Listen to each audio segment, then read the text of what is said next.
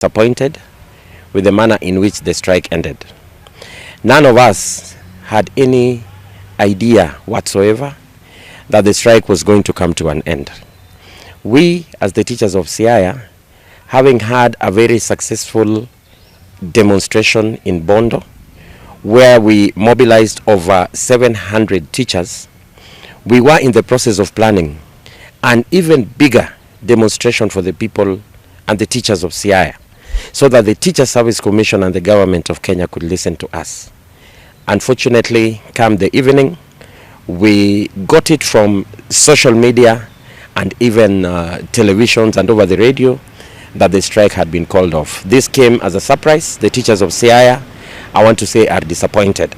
I do, however, will not hesitate to warn the medical service providers that we as teachers of Siaya, and indeed the teachers of Kenya, we are not going to accept mediocrity in service delivery, medical service delivery to the teachers of Kenya. Now that the Teacher Service Commission has committed, it has the funding and the medical cover is going to run efficiently and competently, we are not going to accept mediocrity in service delivery by the medical service providers.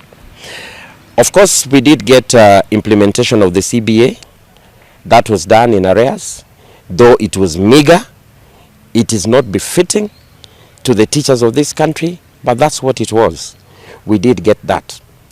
I want to also say that we got a commitment that career progression guidelines, which have been responsible for the stagnation of teachers over the years, are going to be reviewed. That's a commitment we got from the Teacher Service Commission. And review of career progression guidelines is not a one-off, like a switch that is being brought on. It involves discussion. It may take a little bit of time, but once we have that commitment from the Teacher Service Commission, that is good enough. We also got a commitment from the Teacher Service Commission that it is pursuing promotion of teachers in earnest. There are over 130,000 teachers who have stagnated, have not been promoted. We got a commitment from the Teacher Service Commission that that is being pursued in earnest. We're waiting to see that happen. And of course, I must also state that the fact that the Secretary General suspended the strike does not mean that we cannot resume the strike. Should we as teachers feel that we have been hoodwinked, should we as teachers feel that we have been taken for a ride, then the strike is going to resume. The organ that is responsible for calling to and calling off a strike is the National Governing Council. And as National Governing Council, we still have capacity to call out our teachers to go on strike.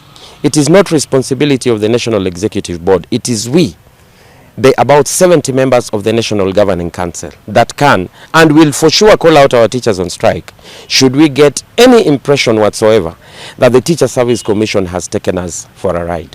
I want to explicitly tell the teachers of Siaya that as an office we are aware of your pain and your disappointment over the manner in which the strike ended. But I want to assure you that we are going to ensure as the National Governing Council this is not going to happen again. We are not going to leave the kind of loopholes that we left that allowed the National Executive Board to end the strike in the manner in which it ended. I want to also appeal to our National Executive Board to act in unity. Don't appear to have cracks when we have serious happenings such as industrial accidents.